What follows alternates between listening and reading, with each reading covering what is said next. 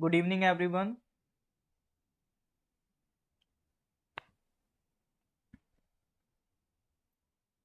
हाँ जी sir, audio video clear है आप लोगों तक?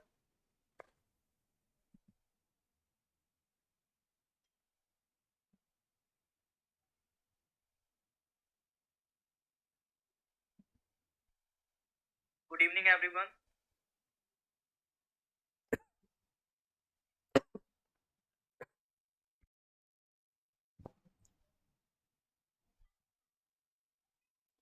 All right.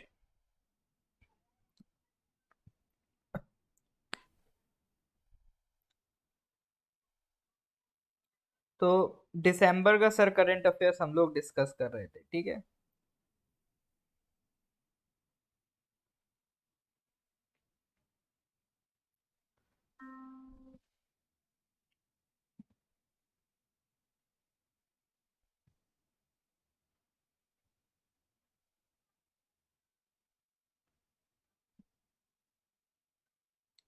दिसंबर आधा हो गया था हमारा।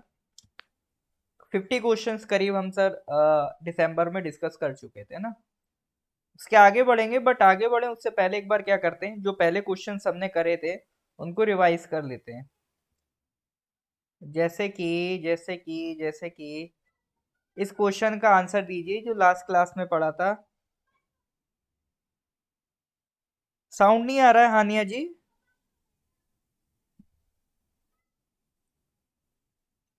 बाकी लोगों को साउंड आ रहा है?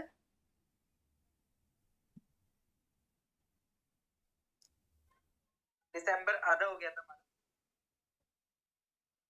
आ रहा है मेरे ख्याल से।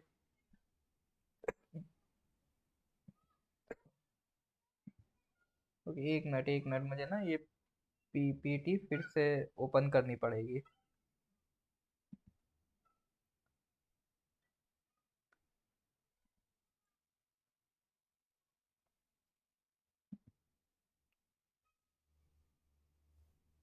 ये 47 था, 39 था, 42 था, 43। हाँ, ये वाला क्वेश्चन। ओके, क्लियर है, ठीक है। बढ़िया जी, लाउड एंड क्लियर। तो मीजोट्रॉपिस पैलिटा की बात हो रही है। Meizotropis pellita has been included in the IUCN red list of threatened species as a critically endangered medicinal plant, ठीक है। तो किस स्टेट में मिला है ये अभी? मीजोट्रॉपिस पैलिटा किस स्टेट में मिला है? हिमाचल, सिक्किम, अरुणाचल या उत्तराखंड? बताइए सर।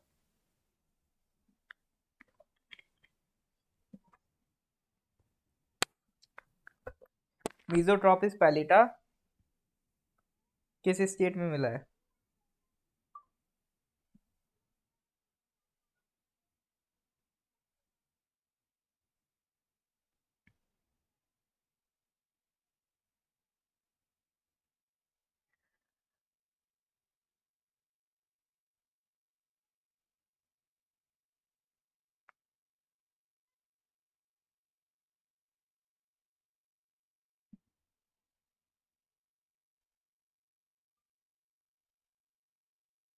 उत्तराखंड, बिल्कुल सर। करेक्ट आंसर क्या था?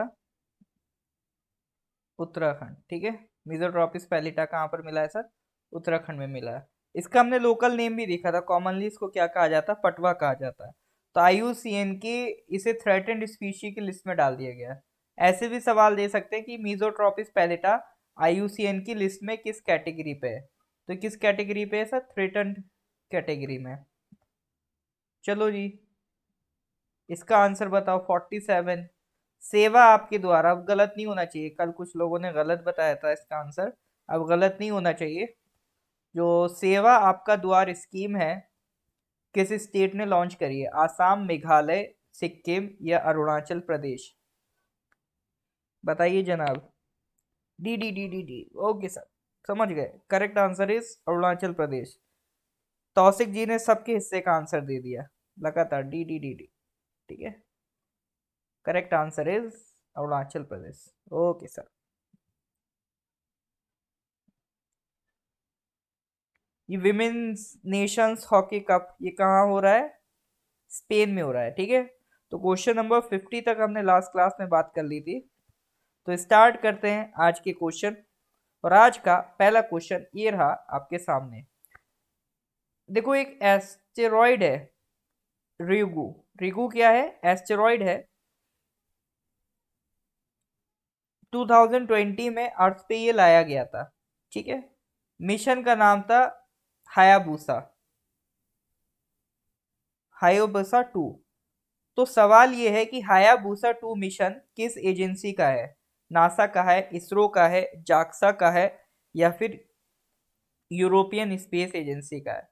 एक हायाबुसा 2 मिशन था जिसके तहत एक एस्टेरॉइड का टुकड़ा है रिगू, उसे लाया गया है। तो सवाल यह है कि जो हायाबुसा 2 मिशन है वो किस एजेंसी का है?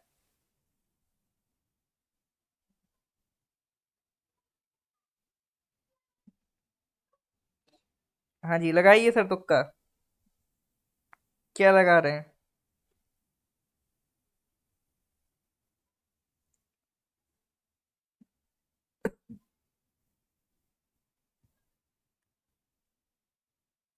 देखिए, क्लास में है तो क्वेश्चन को अटेम्प्ट जरूर करना है।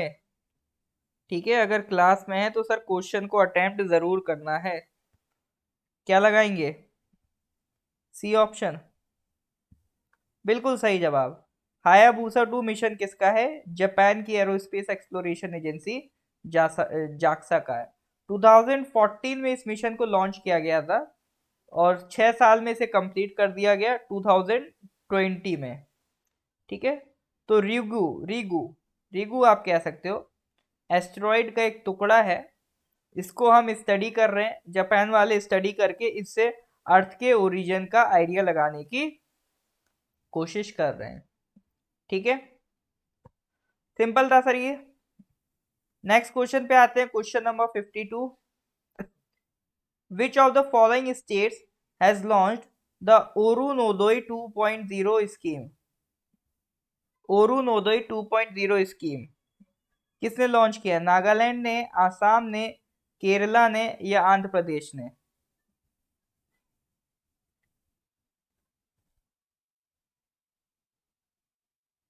चलो, मार्शल जी का मुझे लग रहा है खाता खुल गया।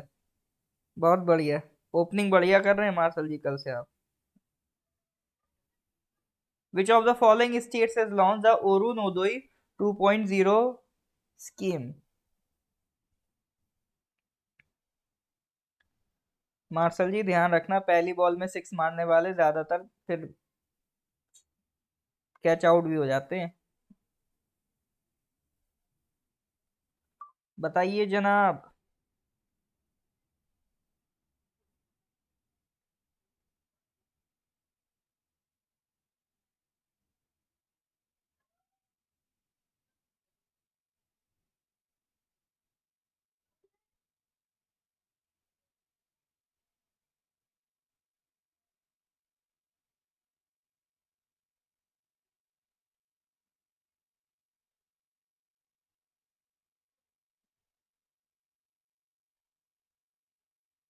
ओके, चलो अरुणोदय की बात करते हैं। अरुणोदय 2.0 जो स्कीम है वो आसाम की है। ठीक है, अरुणोदय स्कीम क्या है? आसाम की है। इस स्कीम के तहत मॉनेटरी बेनिफिट्स आसाम सरकार प्रोवाइड करेगी। मॉनेटरी बेनिफिट्स का मतलब क्या है? डायरेक्ट अकाउंट में रुपए ट्रांसफर करेगी। ठीक है, जैसे जो आपके मान लो पर्सन्स विद डिसेबिलिटीज हैं, या जो विडो लेडीज हैं, या जो ट्रांसजेंडर्स हैं, ठीक है, उन सारे लोगों को सरकार अपनी तरफ से कुछ अमाउंट ऑफ रुपी उनके अकाउंट में ट्रांसफर करेगी। तो अरुणोदय स्कीम के तहत जो अमाउंट पहले 830 रुपी था जो विमेन को दिया जा रहा था, वो बढ़ा के कितना कर दिया गया है? 1250 रुपीज। और पहले जो स्कीम चल रही थी, दीन दयाल दिव्यांगन पेंशन योजना, इंदिरा मिरी विडो पेंशन स्कीम, ये सारी स्कीम्स को सब्ज्यूम कर दिया जा रहा है अरुणोदय 2.0 में। ठीक है, और जो आपके दिव्यांगन मतलब जो पर्सन्स विद डिसेबिलिटीज हैं और जो ट्रांसजेंडर्स थे, वो भी इस स्कीम में इंक्लूड किए जाएंगे। अरुणोदय 2.0। तो ये अरुणोदय 2.0 स्कीम सर कहाँ की है? अरुणोदय भी कहते हैं, अरुणोदय भी कहते हैं। तो ये कहाँ की स्कीम है सर? असम की। चलो जी, अकोनी वो वाला वर्ड मैच हो रहा है इसलिए। चलो, कोई दिक्कत नहीं। क्वेश्चन नंबर 53 पे आ जाओ। विच of the following organisations has established an international climate club G20?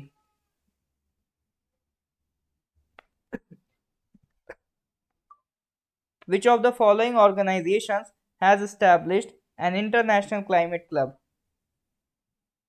G20, G7, world economic forum, या फिर यूनाइटेड नेशंस एनवायरनमेंट प्रोग्राम? बताइए सर, करेक्ट आंसर क्या है? इंटरनेशनल क्लाइमेट क्लब की बात निकल के कहाँ से आ रही है? G20 से, G7 से, यूनाइटेड नेशन एनवायरनमेंट प्रोग्राम से, या WEF से? तो मुझे दिख रहा है कि लोग डी की तरफ तुक्का ज्यादा लगा रहे हैं। मतलब आपको ऐसा क्यों लग रहा है कि मतलब क्लाइमेट की बात हो रही है और इन्वायरमेंट की बात हो रही है, तो मतलब मैच कर रहा है इसलिए? ये लॉजिक ठीक नहीं है आप लोगों का। इन्वायरमेंट की बात सिर्फ UNEP नहीं करता है, ठीक है? अभी G20 की मीटिंग होगी, देखना, उसमें भी बात होगी इन्वायरमेंट की।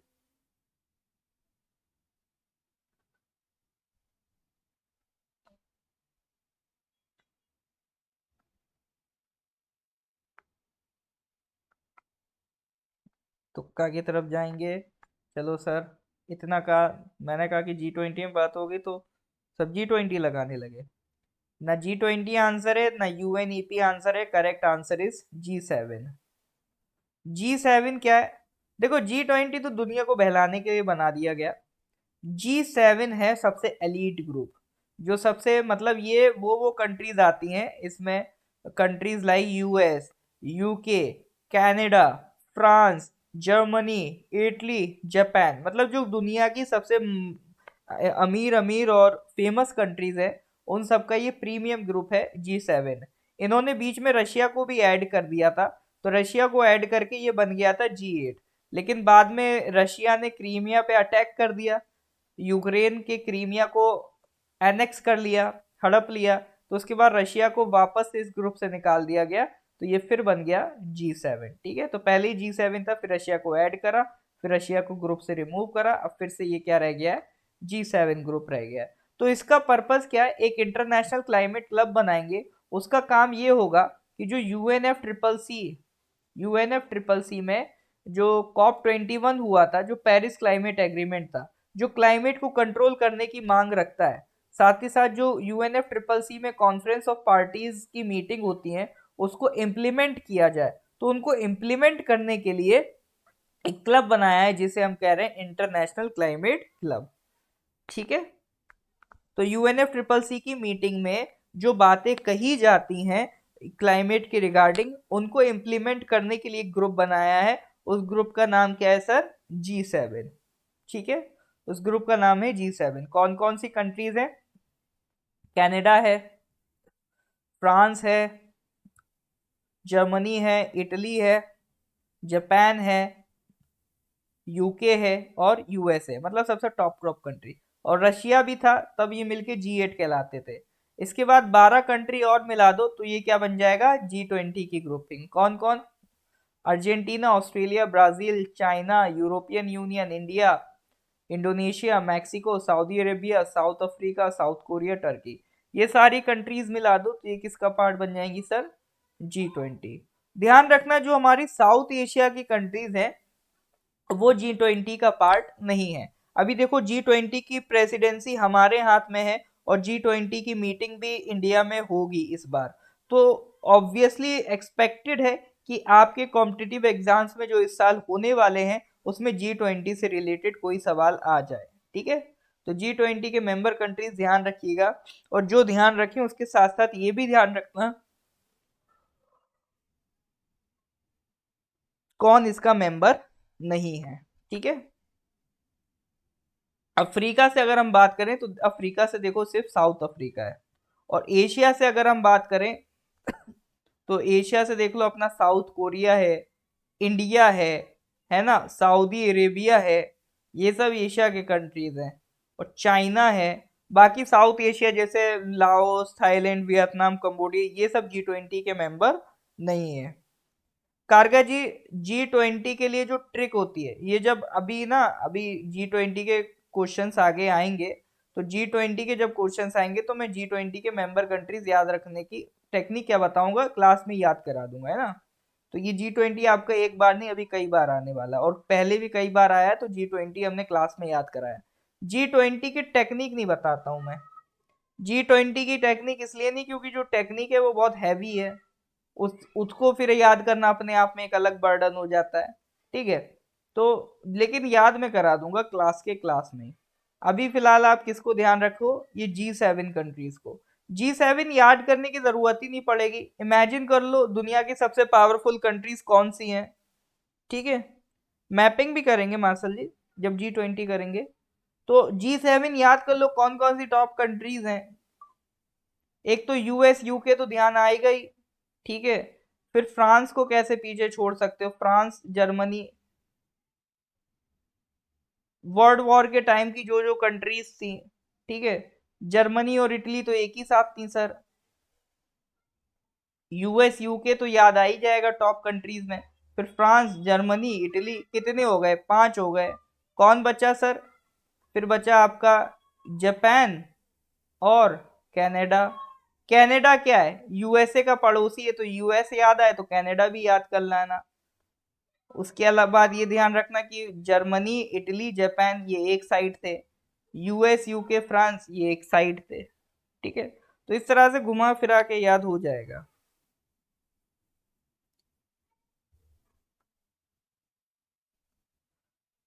G7 में मैं बता तो रहा हूँ, इन्होंने जो टॉप टॉप अपनी एलीट कंट्रीज है ना, सिर्फ उसी को मेंबरशिप दे रखी है, बाकी इंडिया इंडिया किसी को नहीं दे रखी है। हाँ, आने वाले टाइम में हो सकता है कि इसकी मेंबरशिप इंडिया को मिल जाए, क्योंकि अब तो हमारा भी कद बढ़ता जा रहा है इंटरनेशनल डिप्लोमेसी में। लेकिन स्टिल अभी भी एक डिस्क्रिमिनेशन है। ठीक है,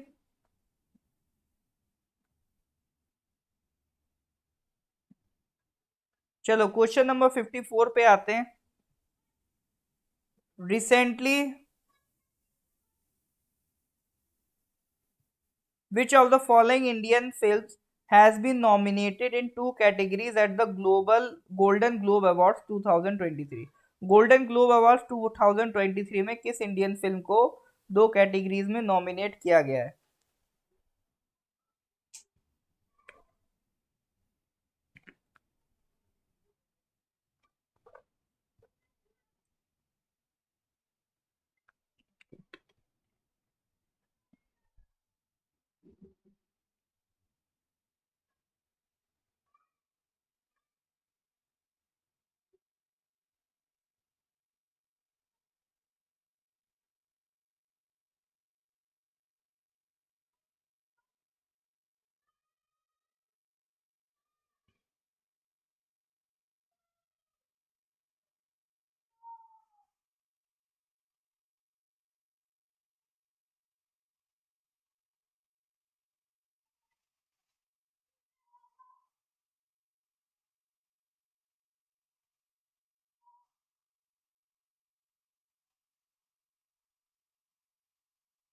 हाँ जी सर, अभी एक मूवी है जो मतलब बहुत धूम मचाए हुए, सारे अवार्ड जीतती जा रही है इंटरनेशनल लेवल पे। बिल्कुल correct answer is RRR। South India की मूवी RRR, उसी को ये अवार्ड मिला है। तो 80th गोल्डन ग्लोब अवार्ड्स किसको मिले हैं? RRR को। ठीक है सर, तो ध्यान रखेंगे किसकी बात हो रही, RRR। छोटा सा क्वेश्चन था। क्वेश्चन नंबर 55 पे आते हैं। Recently, Reserve Bank of India has said that it is migrating the payments fraud reporting module to which of the following supervisory management system on January 2023? मतलब एक पूरा सर आरबीआई ने module बना रखा है कि अगर कोई पेमेंट का फ्रॉड हो जाए तो उसको रिपोर्ट करा जाए। ठीक है, तो उसको अपग्रेड करके उस मॉड्यूल को दूसरे मैनेजमेंट सिस्टम की तरफ ले जा रहे हैं। तो वो मैनेजमेंट सिस्टम का नाम क्या है? साथी है, ग्राहक है, रुद्र है, या दक्ष है? एक नया मैनेजमेंट सिस्टम की तरफ पेमेंट फ्रॉड पोर्टल ले जा रहे हैं, जहां पर अगर आपके साथ कोई फ्रॉड होता है तो वहां पर आप अपना रिपोर्ट दर्ज करा सकते हो। ठीक है, तो उस मैनेजमेंट सिस्टम का नाम पूछ रहा है, साथी है, ग्राहक है, रुद्र है, या फिर दक्ष है? बताइए सर।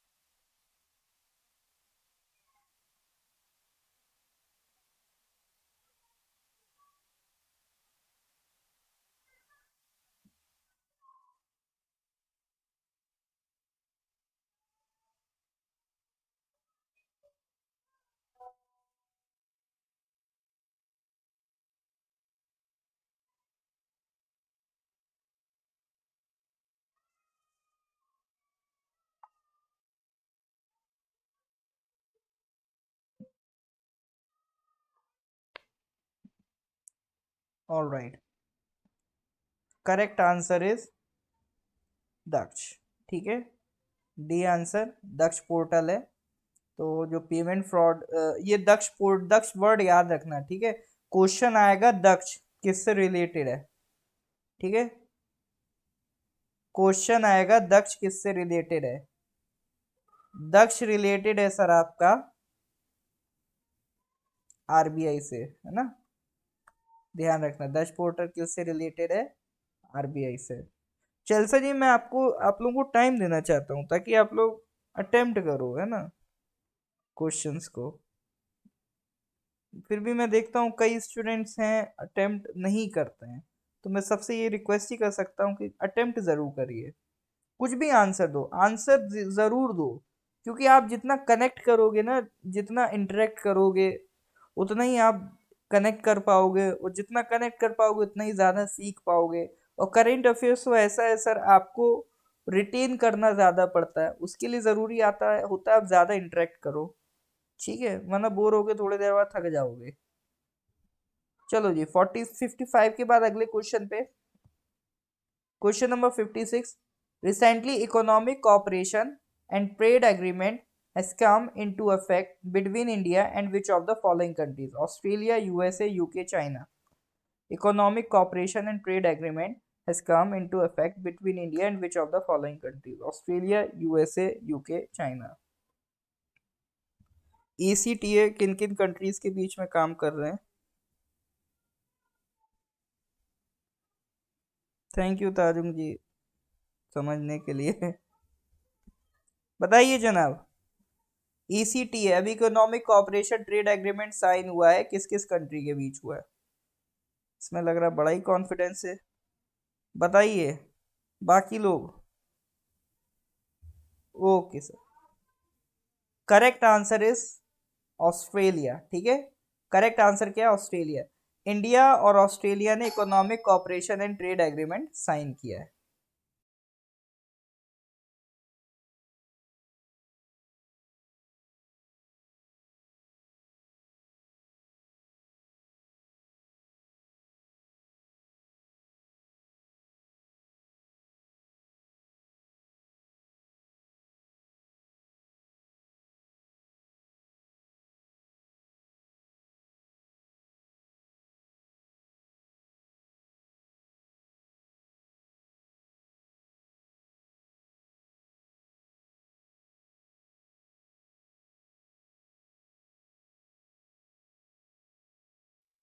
हाँ जी,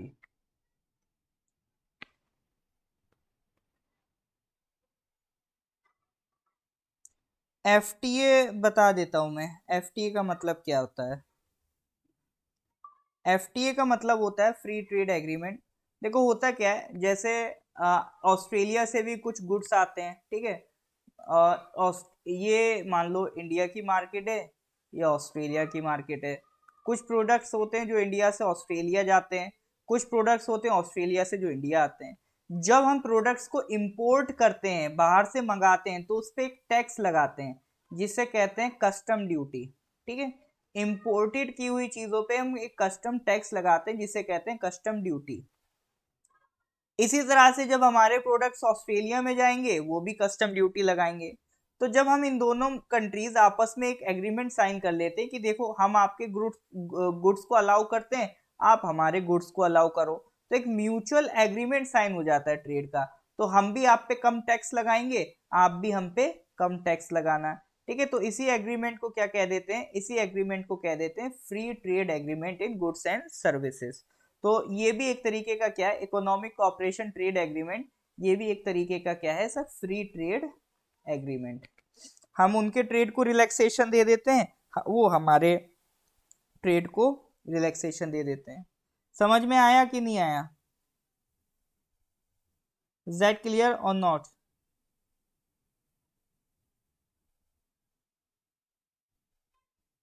हाँ जी सर, क्लियर है तो please give me thumbs up.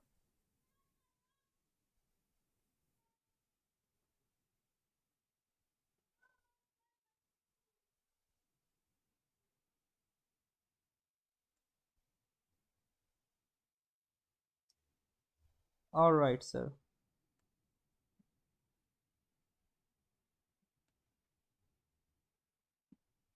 आगे बढ़ते हैं। Question number 57। Recently which of the following organisations has launched the Aspirational Districts program to digitally empower and skill over 3.5 million people by March 2024। इनमें से किन organisation ने aspirational district programme launch किया है ताकि वो डिजिटली एम्पावर कर सके और स्किल कर सके over 3.5 million people by March 2024? Google ने, या नास्कॉम ने, या फिक्की ने, या माइक्रोसॉफ्ट ने?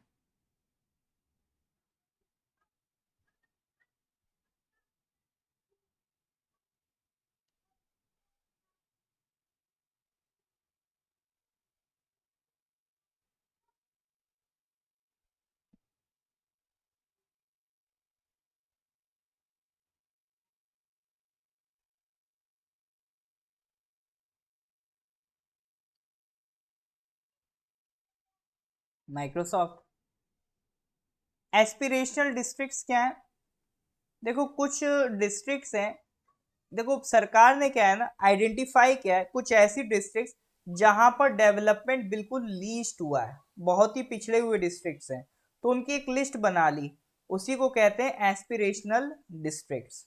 ठीक है, तो गवर्नमेंट उनके लिए अलग से पॉलिसीज लाती है, तो उनके लिए जो काम चलता है उसको सरकार कहती है एस्पिरेशनल डिस्ट्रिक्ट प्रोग्राम। ठीक है, तो इसी तरह का एक प्रोग्राम कोई कंपनी उसने लॉन्च किया है एस्पिरेशनल डिस्ट्रिक्ट्स में, ताकि वहां के लोगों को डिजिटली एम्पावर किया जा सके, डिजिटल टेक्नोलॉजी सिखाई जा सके, और वहां के टोटल 3.5 मिलियन लोग यानी 35 लाख लोगों को ट्रेन किया जा सके बाय मार्च 2024। तो ये काम कौन कर रहा है? ये काम सर गूगल नहीं कर रही है, ये काम कर रही है नासकॉम फाउंडेशन। ठीक है, तो ये एस्पिरेशनल डिस्ट्रिक्ट प्रोग्राम कौन चला रहा है? ये चला रही है सर आपकी नासकॉम फाउंडेशन।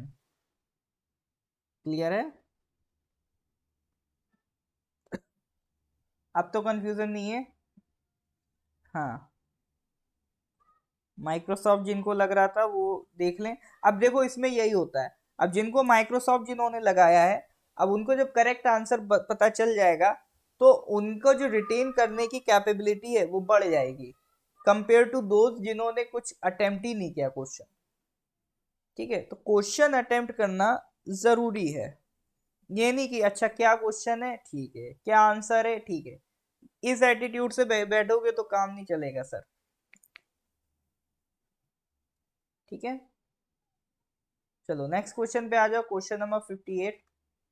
रिसेंटली द मीटी startup hub, ministry of electronics and information technology and which of the following companies have announced the launch of app skill academies class of 2023? एक मीटी स्टार्टअप हब है और ऐप स्केल एकेडमी है। ठीक है, तो उन्होंने क्या,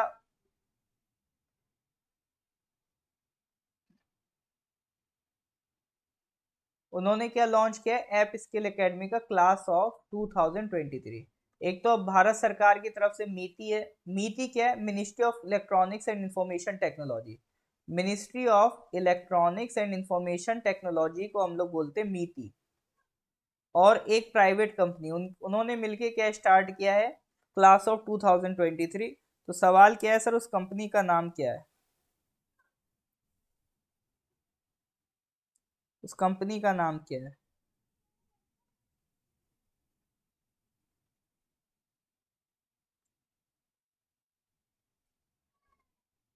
नासकॉम का फुल फॉर्म? नासकॉम का सर फुल फॉर्म होता है नेशनल एसोसिएशन। देखो नास से तो ये समझ लो, ये होता है सर नासकॉम का नेशनल एसोसिएशन, ठीक है, ऑफ।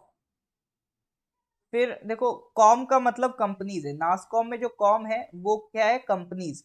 लेकिन कौन सी कंपनीज? सॉफ्टवेयर कंपनीज, ठीक है। National association of software and service companies, ये फुल फॉर्म है नासकॉम का, ठीक है। National association of software and service companies, that is your NASSCOM. इसका स्क्रीनशॉट ले लिए, ठीक है। चलो जी, वापस आते हैं। क्या आंसर लगा रहे हैं आप लोग? देखें, मीटा। मीटा लगा रहे हैं सर, सी लगा रहे हैं, ठीक है। चलो देखो, ये ऐप स्केल एकेडमी है ही गूगल का है, ठीक है। ऐप स्केल एकेडमी क्या है? Google's growth and development programme. तो ऐप स्केल एकेडमी गूगल का है, तो करेक्ट आंसर क्या होगा? गूगल का होगा। तो मीति और गूगल किस पे काम कर रहे हैं? क्लास ऑफ 2023 पे। इससे पहले उन्होंने काम किया था क्लास ऑफ 2022। तो उसमें करते क्या है? वो कुछ स्टार्टअप्स पकड़ लेते हैं। मान लो उन्होंने 100 स्टार्टअप्स पकड़ लिए और उनको ट्रेनिंग देंगे, ताकि वो टेक्नोलॉजी का अच्छे से यूज करके डिजिटलाइज ज्यादा अच्छे से होके उस ट्रेनिंग की मदद से ज्यादा अच्छा परफॉर्म कर पाए। तो ये जो आपका क्लास ऑफ 2023 है, ये किसके लिए है? ये आपका जो स्टार्टअप्स है उनको अच्छे से ट्रेन करने के लिए, ठीक है। यहाँ तक किसी कोई दिक्कत तो नहीं? आगे बढ़ते हैं सर, बढ़े आगे।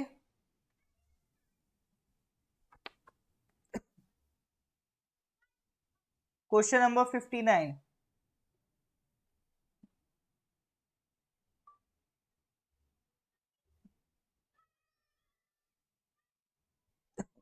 Recently, the 16th edition of the Joint Military Training Exercise Surya Kiran 16 was held between India and which of the following countries? Surya Kiran 16, Surya Kiran 16, ये ट्रेनिंग मिलिट्री एक्सरसाइज का क्वेश्चन है। सूर्य किरण 16 इंडिया और किस कंट्री के बीच हुई थी? बताइए जनाब। ओके, चलो। मार्शल जी तो लग रहा है इस बार कॉन्फिडेंट है। क्या पूछ लिया सर, पड़ोसी हैं ये तो, नाम इतना बड़ा लिख लिया है। अरे ये तो सर अपनी पड़ोसी है। सूर्य किरण 16, बिल्कुल sir, correct answer is Nepal. ये क्वेश्चन पहले भी करंट अफेयर्स में मैंने पूछा है, ठीक है। तो सूर्य किरण एक्सरसाइज हम किसके साथ करते हैं? नेपाल के साथ करते हैं। ई रहा अपना नेपाल। नेपाल की कैपिटल काठमांडू। नेपाल की करेंसी नेपाली रुपी। चलो जी, क्वेश्चन नंबर 60 पे आते हैं। Recently the six edition of the Indo Kazakhstan joint training exercise Kazind 22। Kazind से याद रखना, ये किसके? कजा, वैसे नाम से ही पता चल रहा होगा, ये कजाकिस्तान और इंडिया की मिलके है ना। काजिंग नाम से आपको पता चल रहा होगा कि कजाकिस्तान प्लस इंडिया की एक्सरसाइज है। तो काजिंग 22 किस स्टेट में हुई थी? उत्तराखंड, हिमाचल प्रदेश, मेघालय या फिर Arunachal Pradesh? The six edition of the Kazakhstan joint training exercise Kazin 22 was held in which of the following states? Uttarakhand, Himachal, Meghalaya या अरुणाचल प्रदेश? बताइए सर।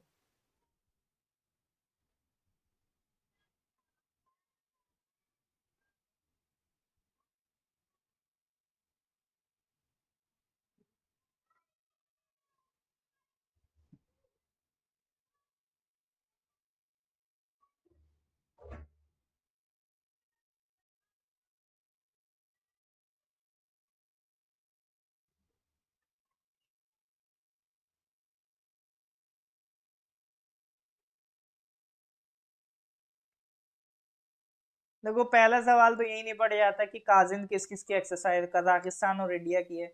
और ये कहाँ पर हुई थी अभी, किस स्टेट में हुई है, मेघालय में हुई है, ठीक है। तो अपने नॉर्थ ईस्ट में हुआ है मामला, तो इसलिए एग्जाम के लिए इंपॉर्टेंट हो जाता है। तो ये एक्सरसाइज मेघालय में हुई। कजाकिस्तान की लोकेशन सर समझ लो किधर है। ये अपना इंडिया है, ये पूरा इंडिया है, ठीक है। ये थोड़ा सा पाकिस्तान है, ये अफगानिस्तान है।